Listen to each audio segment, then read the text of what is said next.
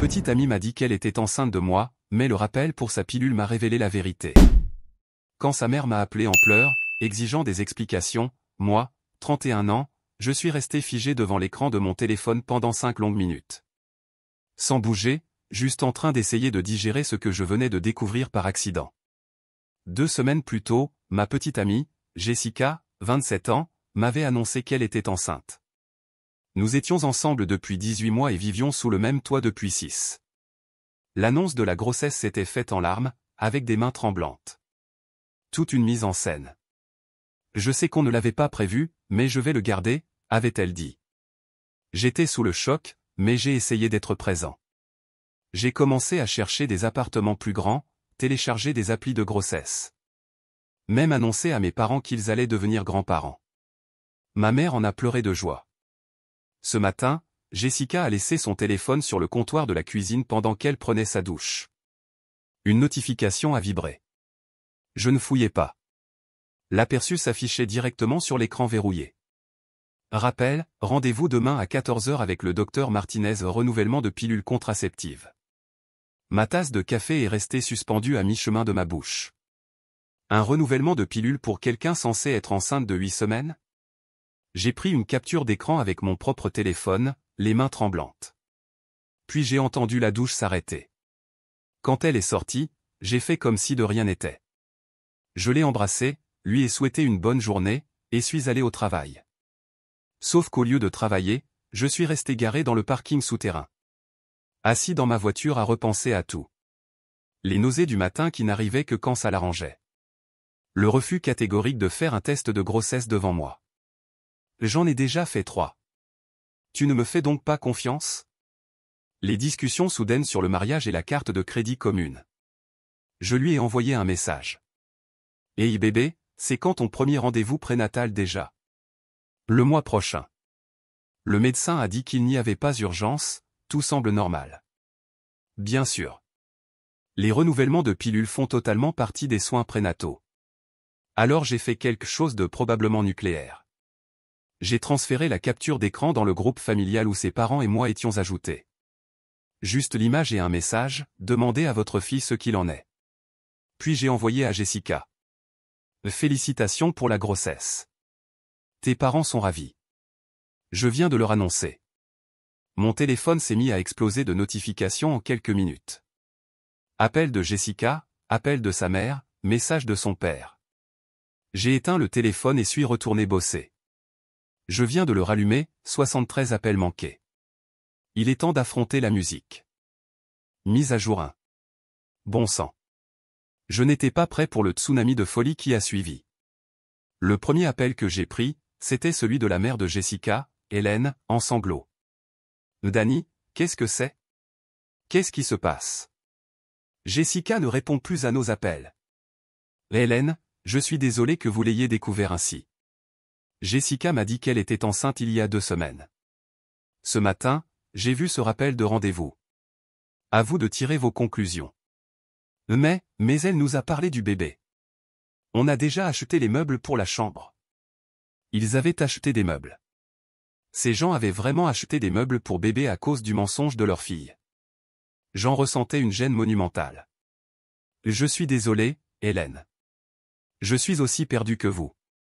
Je vais passer chez vous tout de suite. Clic. 20 minutes plus tard, Jessica m'appelle du téléphone de sa mère. Sa voix était glaciale. Mais tu n'avais pas le droit d'impliquer mes parents. Et toi, tu n'avais pas le droit de simuler une grossesse. Je ne simule rien.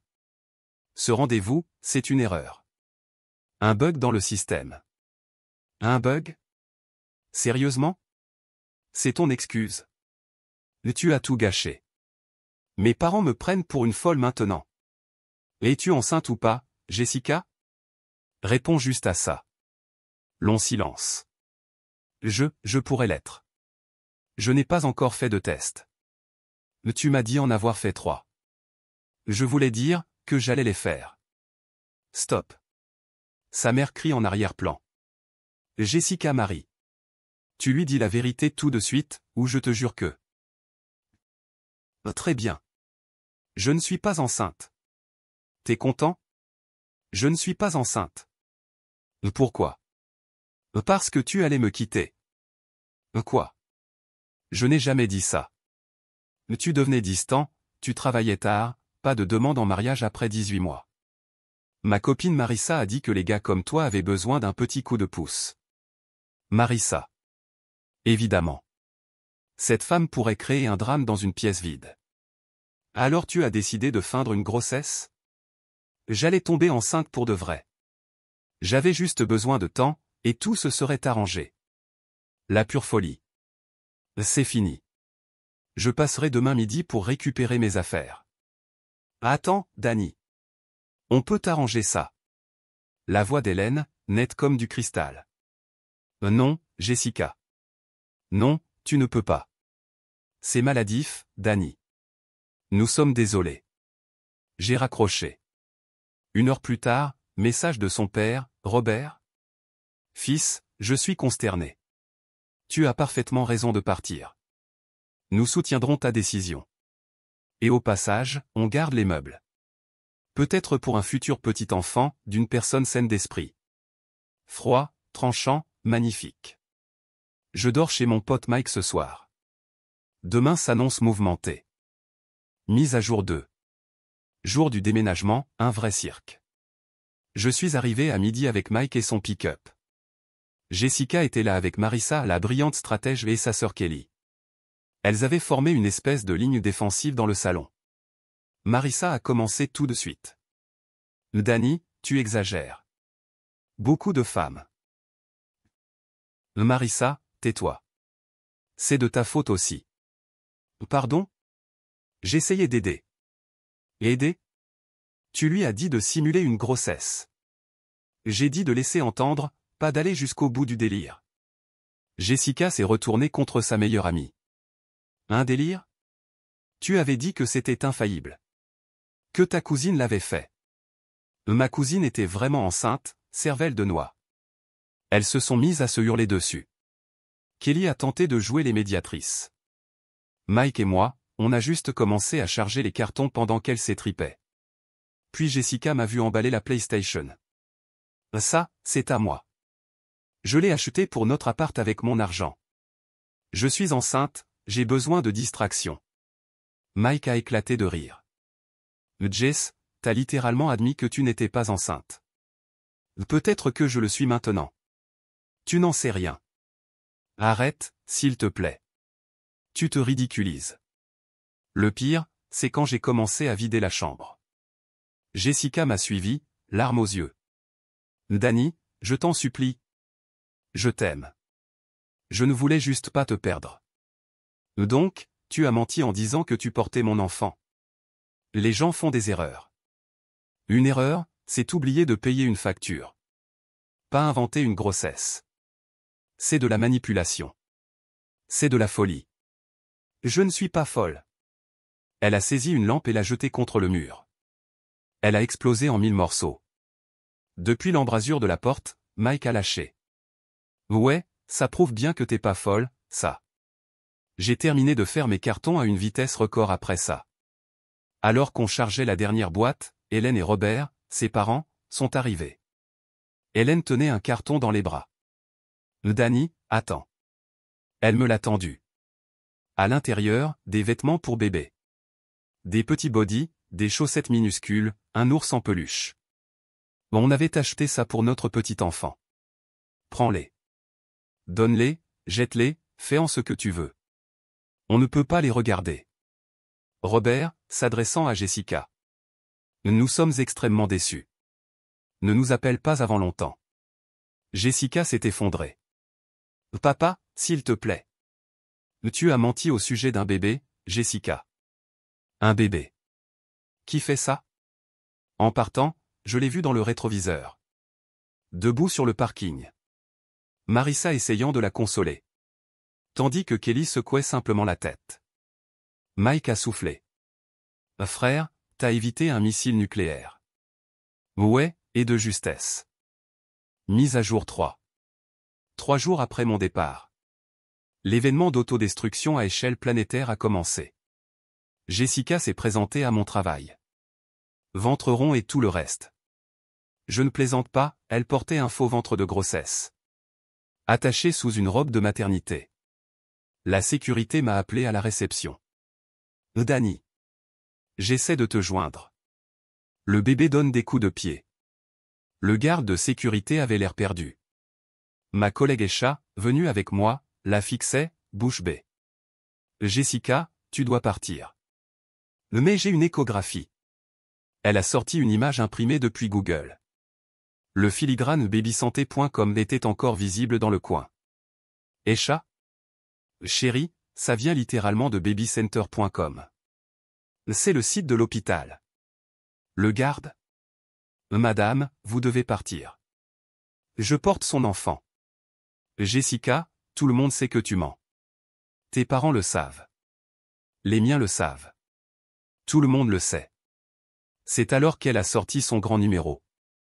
Elle s'est effondrée par terre, tenant son faux ventre. Oh mon Dieu! Le stress. Le bébé. Le garde a parlé dans sa radio. Besoin d'une ambulance dans le hall principal. Soudain, Jessica s'est redressée. Non. Pas d'ambulance. Madame, si vous avez des complications. Je vais bien. Fausse alerte. Elle s'est relevée et a pratiquement détalé hors du bâtiment. La vidéo de sa crise de grossesse a fini par se retrouver sur le Slack de l'entreprise. Je suis devenu une légende pour toutes les mauvaises raisons. Mais ce n'était pas fini. Oh non. Le soir même, elle a lancé une page GoFundMe. Mère célibataire abandonnée par un petit ami sans cœur. Objectif, 10 000 $. Description, une histoire à dormir debout sur la manière. Dont je l'aurais laissée enceinte et sans ressources. Sa mère, Hélène, a commenté publiquement. Jessica n'est pas enceinte. Arrête ça immédiatement. Jessica a supprimé le commentaire. Hélène l'a reposté. Encore et encore. Finalement, elle a signalé la campagne entière pour fraude. Le lendemain, j'ai reçu un appel de mon ancien propriétaire. Monsieur Dani? Votre ex affirme qu'elle est sur le bail? Non, elle ne l'est pas. Vous avez le contrat. Oui, elle prétend qu'elle est enceinte. Et qu'il est illégal d'expulser une femme enceinte. Elle n'est pas enceinte, et elle n'est pas locataire. C'est bien ce que je pensais. Je voulais juste vous prévenir. Elle m'a aussi demandé si elle pouvait vous poursuivre. Pour l'avoir laissée sans abri. Et vous lui avez répondu quoi? De déguerpir où j'appelais la police. Puis vinrent les messages de groupe à tous nos amis communs. Dani m'a laissée enceinte et seule. Quelqu'un aurait un canapé où je peux dormir? Les réponses allaient du silence total à Jessica, ta mère a littéralement dit à tout le monde que tu mens. Brad, un de nos amis. Ta mère a même posté la capture d'écran du rappel de pilule. Sur Facebook avec la légende. Ma fille a besoin d'une thérapie. Elle l'avait vraiment fait. Hélène avait tout dynamité. Je n'avais jamais vu une mère passer en mode Scorchters. Contre sa propre fille. Mise à jour 4. Les menaces légales ont commencé une semaine plus tard. Jessica avait réussi à se payer un avocat. Pas un bon, bien sûr. La lettre que j'ai reçue était pleine de fautes de frappe. Et citait des lois qui n'existent même pas dans notre État. Elle exigeait 5 000 $ pour dommages émotionnels. 3 000 $ pour perte de soutien financier prévu. Le retour de tous les cadeaux reçus pendant la relation.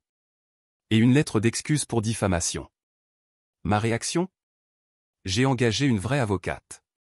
Elle a lu la lettre, a ri et a dit. Ce n'est même pas écrit par un vrai avocat.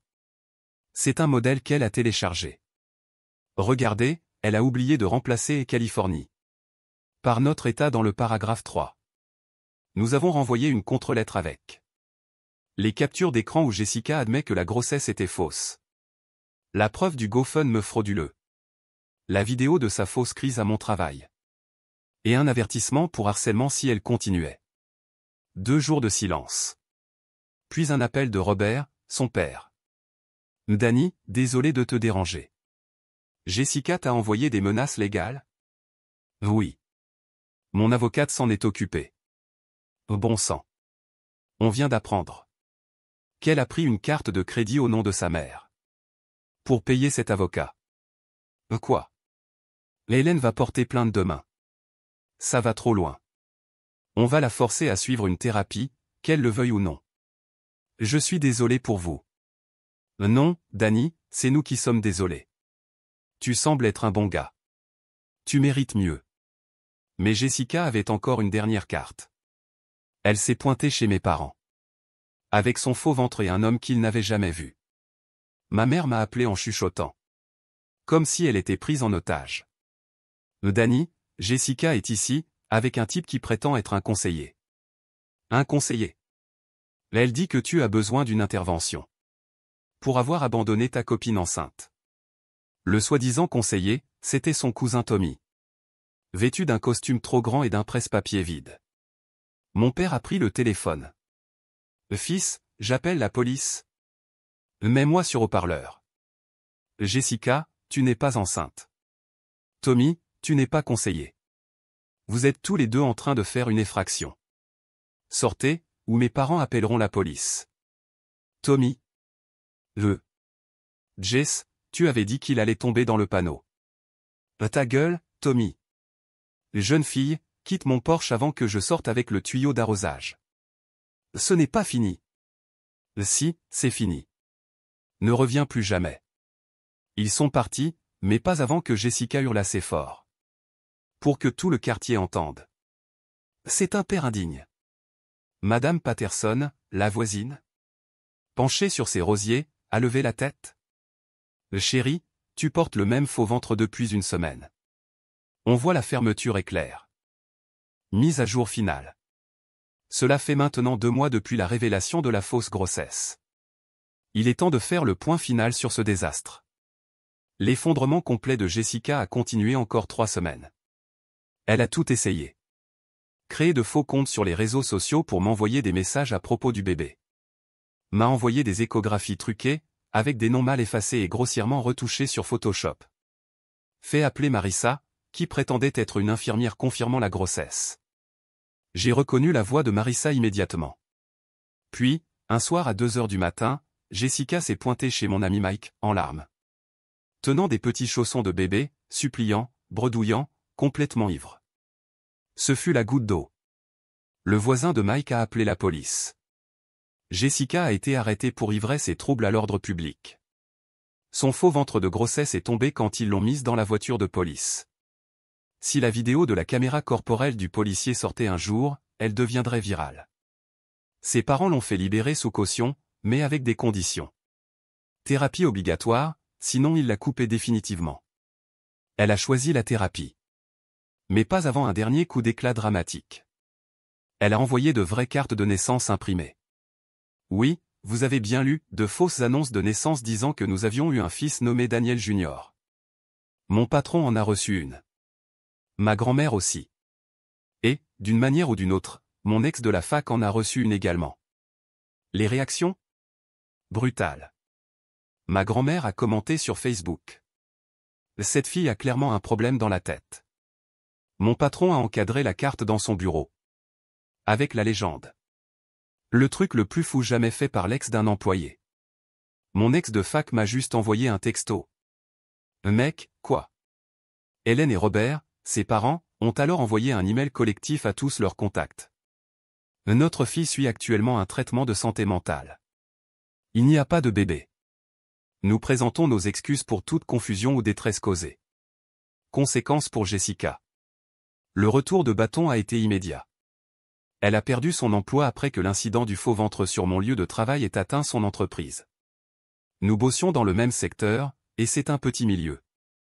Marissa l'a rayée de sa vie après que Jessica l'ait accusée d'avoir tout gâché. Elle a ensuite été expulsée de son appartement pour non-paiement du loyer. Elle comptait apparemment sur le fait de revenir vivre avec moi. Elle vit maintenant chez ses parents. Travaille dans un magasin de détail. Et suit une thérapie imposée par le tribunal suite à son arrestation. Elle continue pourtant de publier des citations vagues sur la loyauté et l'amour vrai sur Instagram. Et moi? De mon côté, j'ai été promu au travail. Un peu par compassion, un peu parce que toute cette histoire a fait de moi une sorte de célébrité involontaire dans notre milieu professionnel. J'ai aussi commencé à sortir avec Esha. La collègue du service comptabilité. Celle qui avait remarqué le filigrane Google sur la fausse échographie. Elle trouve toute cette histoire hilarante. Et me taquine régulièrement. Alors, pas de piège à grossesse cette semaine? Mes parents, eux, ont installé une caméra Ring à la porte d'entrée. Au cas où Jessica reviendrait. Quant aux vêtements de bébé qu'Hélène m'avait donnés, je les ai offerts à un refuge pour femmes avec une donation de $500. Faite au nom de Baby Daniel Jr. J'ai envoyé le reçu à Jessica. Elle m'a bloqué après ça. L'épilogue. La dernière nouvelle que j'ai eue, c'est qu'en séance, Jessica aurait dit à son thérapeute qu'elle avait peut-être un peu surréagi. Un peu. Simuler une grossesse. Porter un faux ventre. Commettre un vol d'identité. Et se faire arrêter par la police. Oui, juste un peu exagéré. Robert m'a envoyé un SMS la semaine dernière. Danny, je voulais te dire que Jessica reçoit enfin de l'aide. De la vraie aide. On est désolé pour tout. PS Hélène dit que si toi et la gentille fille de la compta avez un vrai bébé un jour, on aimerait t'envoyer un cadeau. De la part de Jean Saint-Desprit, cette fois. Je ne vais pas mentir. Découvrir que ta copine a inventé une grossesse. C'est un traumatisme. Mais la voir détruire sa propre vie avec des mensonges de plus en plus fous. Pendant que ses propres parents la démentent publiquement. Il y a une certaine justice poétique là-dedans. Esha dit que je devrais écrire un livre sur cette histoire. Peut-être que je le ferai. Titre provisoire, la fille qui criait au bébé. Pour l'instant, je profite juste de la vie. Sans fausse grossesse à l'horizon. Et oui. Esha prend la pilule. Oui, j'ai vu l'ordonnance. Oui, on en rit souvent. J'ai des problèmes de confiance, bien sûr. Mais au moins, cette fois, ils sont mérités. Merci d'avoir suivi ce périple complètement délirant. Et rappelez-vous. Quand quelqu'un vous montre qu'il est capable de simuler une grossesse, croyez-le dès la première fois. Commentaire Madame Reddit. Franchement, cette histoire, c'est une masterclass sur ce qu'il ne faut jamais faire quand on a peur d'être quitté. Grossesse inventée? Échographie volée sur Google? Arrestation avec le faux ventre qui tombe dans la voiture de police?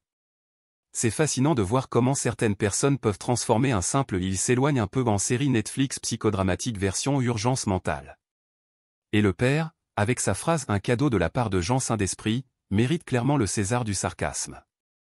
Au final, le gars ressort avec une promotion, une nouvelle copine, un statut de légende dans son entreprise, et une histoire que même Freud aurait refusé d'analyser sans prime de risque. Morale de l'histoire, si quelqu'un doit porter un faux ventre pour sauver la relation, c'est que l'accouchement émotionnel a déjà mal tourné depuis longtemps. Ah, et oui, vérifiez toujours l'ordonnance de la pilule. On n'est jamais trop prudent.